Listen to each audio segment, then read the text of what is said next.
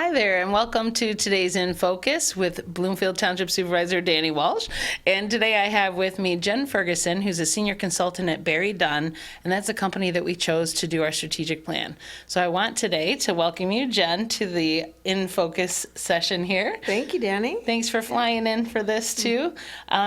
So first, tell us about BerryDunn, tell us about yourself, and then we'll get into the crux of strategic planning. All right. Well, happy to be here with you. BerryDunn is a national firm. We're a national management and IT consulting firm. Our corporate office is in Portland, Maine, but we have remote offices around the United States, as well as in Hawaii and Puerto Rico. Our firm provides services to local governments. That's our local government practice group, and we provide consulting services to only local governments. And so we have a wide range of practices. The one that I am with is what's called enterprise organizational development. Okay. And so we work with clients across the United States on strategic planning, organizational assessments, process improvement, performance management, and that is our primary focus in our organizational development group. Well, and when we put out the RFP and you responded, when I was looking at your company, I believe, was it over 600 different clients for strategic planning that you guys have had, or what's about the roundabout number? Well, over 600 clients for our consulting practice group. And so while we handle the enterprise organizational development, that's for the community strategic planning, the organizational strategic planning. Our other practices, they focus on areas in local government like community development, utilities. And so we have those 600 plus clients across the U.S. Now, for our organizational development, we have over 60 plus strategic plans.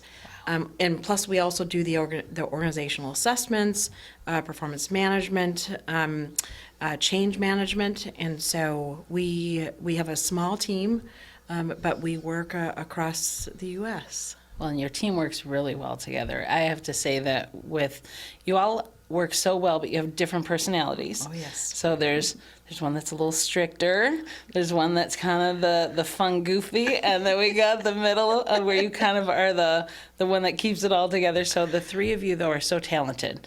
And it was nice that when you did the forums, the in-person forums, no matter what somebody responds to, it was there. And you also had Keith with you too, who was a lot quieter, so he handled the introverts really well. So it's when the four of you were there, everybody kind of had someone they could match up with, and that was really nice. Instead of having just that one style, it was great that you all worked so well together, but with different styles. Well, one of the things about all of our consultants on our teams is that we bring in the resources that are needed for the client, specific to meet you where you're at. And Right. so if there's a certain need for community forums, like Keith Linton, he was our local kind of on the ground Right. consultant. He knows folks, and so that was important to have him on the team. And so that's just how we work. I mean, we have such a deep bench of resources where you've got knowledge about, one topic or another.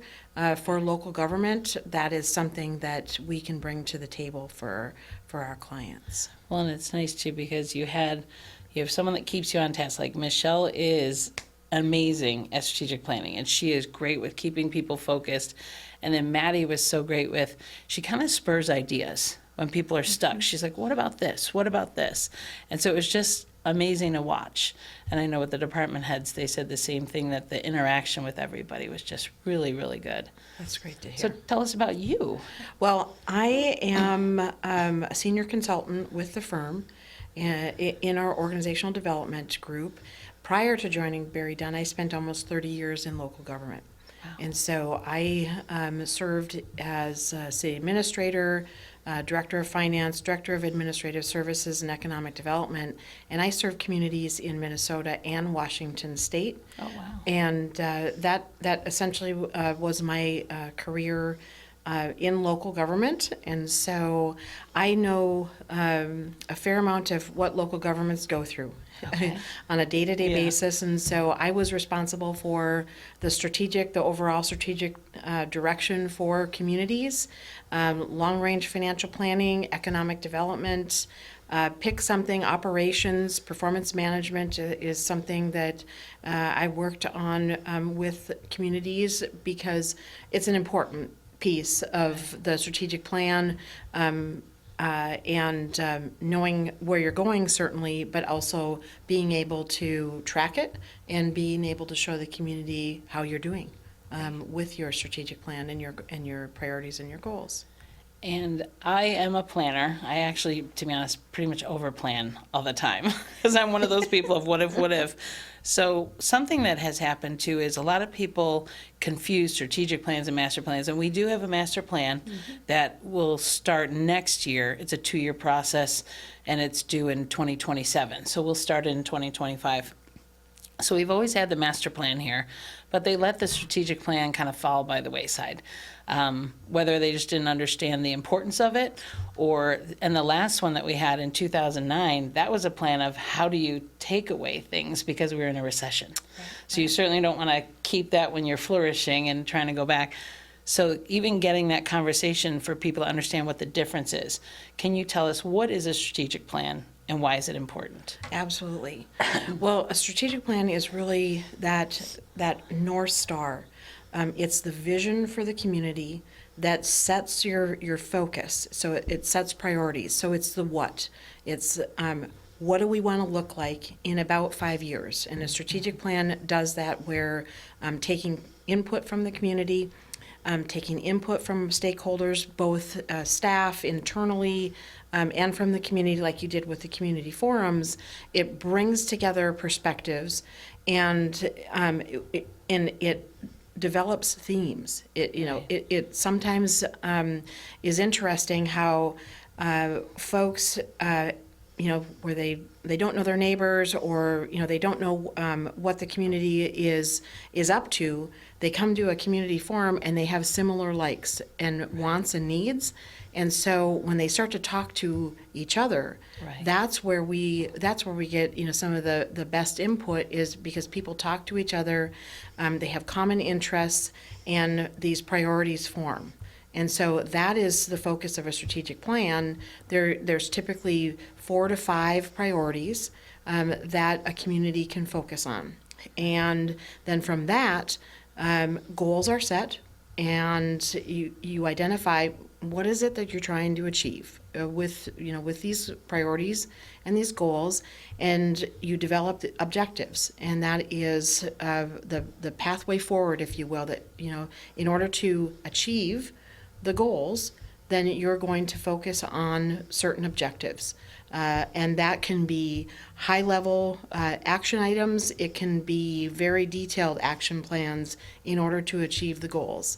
And that's really the gist of a strategic plan. It's the what, it's the vision for the community. It doesn't mean that the community stops doing day-to-day important operations, Right. but it sets that kind of roadmap for where the community can go. Now, a difference between a strategic plan and a comprehensive plan or a master plan, they're very similar because they still have a vision. They still have community input. A strategic plan is typically shorter period because it is meant to be a living document, dynamic, changing, adapting, and updating as the community moves towards its vision. And so it is essentially that essential tool for the organization to have in order to set the budget, establish that operations. How are we going to operate in order to achieve these goals? How are we going to be formed? How are we going to be structured? And so that's that strategic plan, that visionary document. Compared to a comprehensive plan or master plan, that is that longer range plan that establishes your built environment, where are our facilities going to be? What kind of transportation corridors do we want to have? There's all kinds of components in that, economic development, land use, things of that nature, but it's the built environment. So if you think of a road, your strategic plan is your road and your map as to where you're going to go. That comprehensive plan is the built environment. So you pass along the road, you see buildings, you see roadways, you see parks, you see amenities, you see all kinds of things along the way. That's that comprehensive plan. The other plan that we often work with communities on their strategic plan, they have that longer range plan, but also there's an economic development plan or parks plan or another plan. Sometimes I call it pick a plan because it's important to have them. Yeah. And so those plans, economic development plans, are more of the job creation. That is the prosperity piece of that, Right. and the folks that would come to the community to bring business there, but also folks in the community to have jobs. Right. So that's the kind of difference between the plans. Well, and it's amazing too because you had warned us that it will come very easily. You will start to see themes. And I thought, oh goodness, with 45,000, how could we get to it so quickly? And it was funny just sitting in that first meeting, which was standing room only. It was amazing. I watched, and you were right. As you were putting things up on the wall, there were definite pillars. And I thought, well, it won't be repeated the next night. And you saw the same pillars or priorities going up 3 nights in a row, plus watching the idea wall. But then as you were doing all of those panel interviews, whether they were the in-person ones or the ones later virtually, people were coming out and giving me kind of snippets of what they were saying. And it was almost immediate that you could see them emerging. I think we were at 6 and now we're down to 5. Yes. We kind of consolidated. So tell us about some of, first of all, I do have to give a shout out to Bloomfield Township. The people that live here, it is a brain trust. Like the amount of intelligence and the kindness and everything that comes here.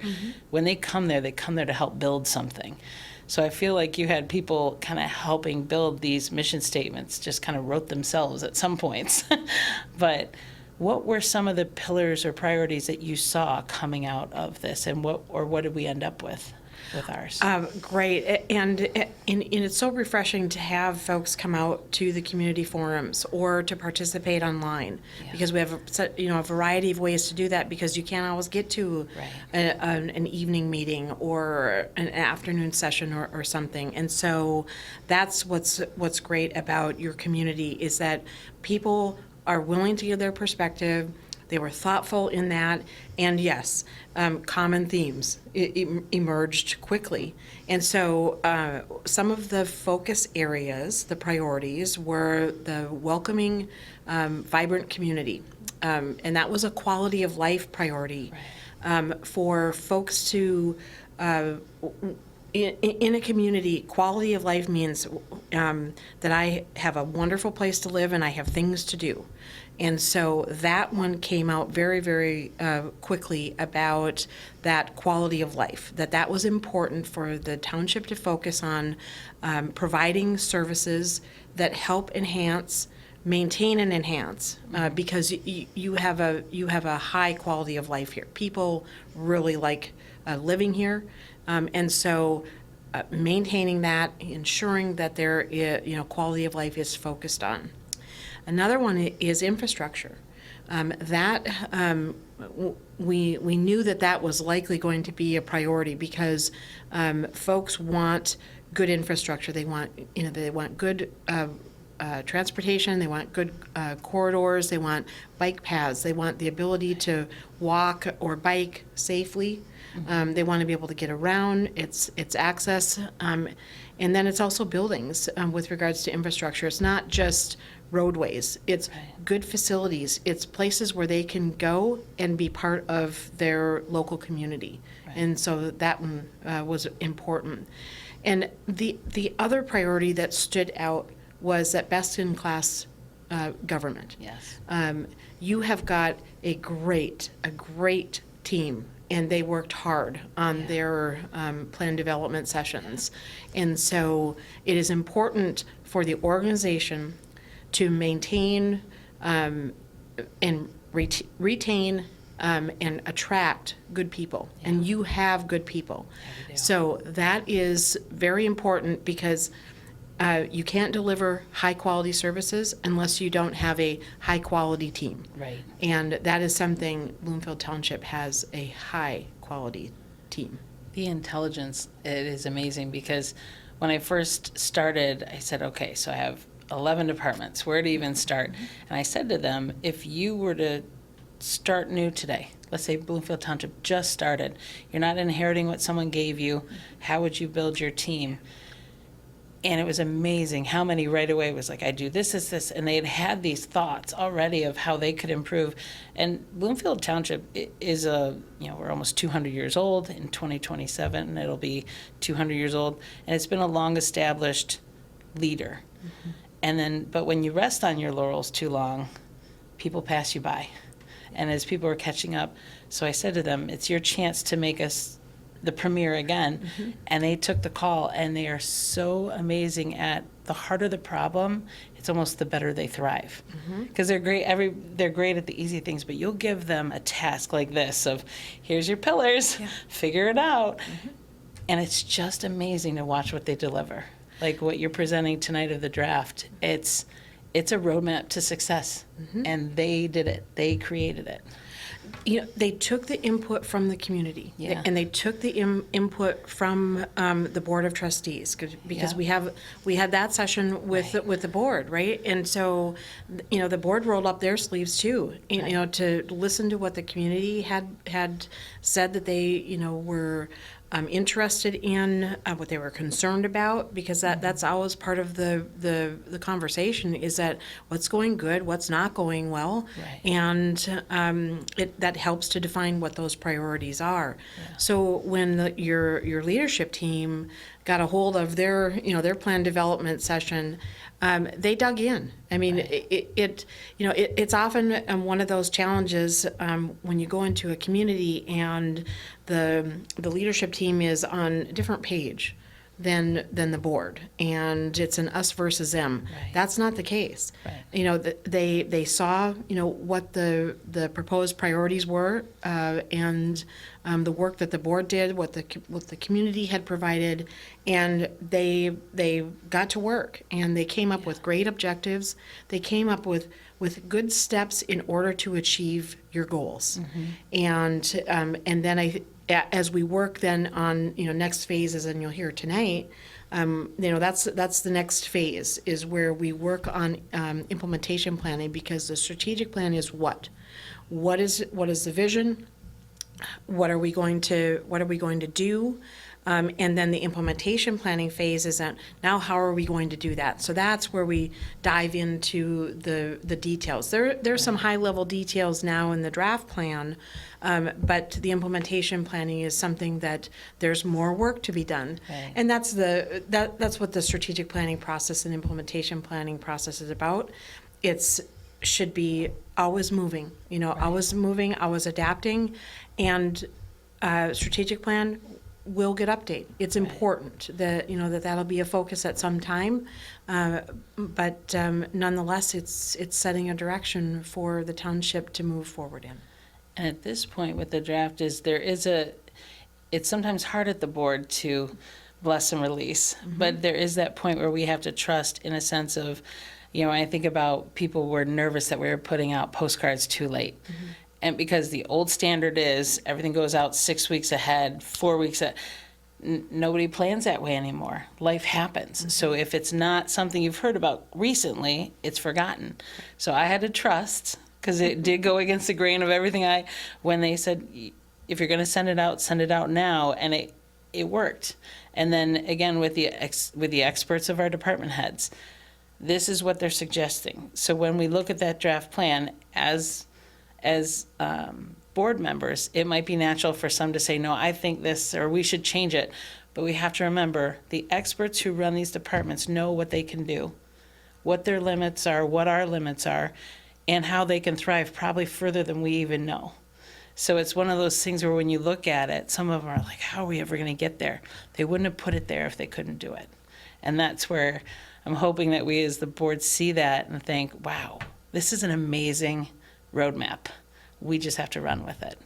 And that's really key, that if a strategic plan is too far-reaching, Right. you can't achieve, you can't, there's no possible way that you could achieve something, then that's where we would stretch a client and we would say, if you can't make some progress towards it, then maybe that ought to come out. It's not time yet. Right. And so that's where we, in those plan development sessions, is where we talk about, is this achievable? Do you think that you can incorporate this? And sometimes have, some concern over, it doesn't all have to be done in year one. Right. There may be, something that they see possible for at the end of the 5-year period, and that's okay, because they can make progress towards that, find out if there are some barriers that happen to pop up or something of that nature, Right. and then adapt. And so that's why not everything gets completed in year one. Right. Then add in funding, because the budget is the budget. Right. And unless there is a brand new source that magically appears, you have to then prioritize, based on the budget that you have Right. every year. But at least you have that roadmap. Right. You can say, let's wait on that, something that might fit in a different budget year. Well, and it's funny you mentioned magical things. ARPA, our American Rescue Plan Act, gave us $4 million. But at that time, the board didn't have proof that those of us who were green space and park focused were the voice of the majority. So that thought of putting that money towards land acquisition for parks when it would have been completely new to the township, it didn't go over well. Now we have something that if a school does close, or if somebody, there's one person who has 13 acres and they're going to possibly endow 10 acres, people now know the township's ready. The township is looking. Yeah. The one thing that you had to level set myself and others on is it can't happen in year one usually. Yeah, that's right. We're not going from 0 to 60 on parks, and that was hard for me to even level set, because I'm like, let's do it. But also we had the opposite of people who said it'll never happen, so let's not do it. So you had a way, BerryDunn had a way of helping everybody realize, maybe for parks, it's let's plan, how do we do it? And then in the next 5 years, we said, we might get some pocket parks by the end of 5 years. But to get that larger park, or to get a community gathering space where we could actually all come together, and it's not a parking lot. That's right. Right now, it's our parking lot that we have the open houses in. But to have that one place, that gathering space, it might take during this planning to get there in year 4. But now people know, even if you're a resident in the area who has a lot of land, if you are considering endowing it, it is something that even residents that have a philanthropy background of helping to raise that money, now they know it's a focus, and it's a pillar, and it's a priority. That's right. So even if it isn't year 1, even though I'd love it, at least we know it's the new focus. Without losing who we are also in so many other wonderful capacities. It's not the only. So you had a wonderful way of level setting all of us and bringing us to that middle. So that was always really good. And then what happens next? So we have tonight you'll be coming to the board with the draft. And then if there's modifications, what happens once it's adopted? So that will be coming in near future. What happens? Do you help guide the process, or do we go through it and then come back for the next one in 5 years? What's the next steps? Great question. Well, once tonight's the board will be providing feedback, and so we'll take that feedback and then incorporate that into what we call the final graphically designed strategic plan. That then comes back. It's planned to come back to the board on October 28th. And so that is where the board would have to decide if they want to formally adopt it or not. Once that happens, then that's the implementation planning. That's now how are you going to start to work on achieving your priorities and your goals, each of those objectives. And so that's what we will be working with your team on, creating that implementation plan. It's a pathway forward to some of the, maybe it's more detailed action steps, but implementation planning is probably the toughest part. It assigns who, what, when, where, how. That's, Right. That for your leadership team, they'll have, take ownership of one of the objectives. They'll kind of create a plan. They'll set some target dates, some milestone dates, and they'll maybe have some support departments. They'll have key staff who are responsible for that. We'll finalize the performance measures to ensure that that it will be easy to track, so that you can then track progress and then share that with the community. So that's really the important piece, is sharing progress Yes. on how you're achieving your strategic plan, forward movement to your goals, and creating those periodic reports out to the community about where you're at. And so that's an important part that I just want to mention about, is that when you start to work on your strategic plan objectives, you start working towards those goals. Sometimes things go smoothly and you're always on target. You're always progressing and you're achieving. Sometimes unknowns come up, and so there may be a stall. So that may be something that, even though you're reporting out to the community, you're letting them know. Well, we've just had a challenge with this, and so here's how we're going to redirect, regroup if you have, and it's okay, because you've learned something. And then there's objectives, and there's action items that just don't go as you planned. Right. And That's life. And it is life. It really is. Yeah. And so that, again, is where you reassess where you're at with it. What are the barriers that came up, and find an alternative plan forward. And that's the dynamic document that a strategic plan is and should be. So that you'll have to adapt. Well, I just want to thank you for everything that BerryDunn and you have done to guide us through this. Mm-hmm. It has been more amazing than I thought it would be, because what you're presenting us with is that roadmap to success, and to know you're there with us to make sure we implement it correctly, because that whole what next. But I just want to thank you. It has been an amazing partnership. Watching the community and the department heads and everybody, the leaders, thriving through this has been amazing and inspiring to watch. So I want to thank you so much for being here today, being here for the last 5 months or so, and being a part of helping us not just stay at the top, but excel towards an even higher level of the top. Well, you're welcome. It's been our pleasure, and we have enjoyed working with you and your teams, the community, and so we are just glad that we were able to partner, like you said, Right. because we really truly like to see communities be able to thrive. Well, thank you so much, and thank you everyone for watching today. And we're excited to kick off this plan and have an amazing 5 years. So thank you, Jen Ferguson, for joining us, and we'll see you on the next In Focus.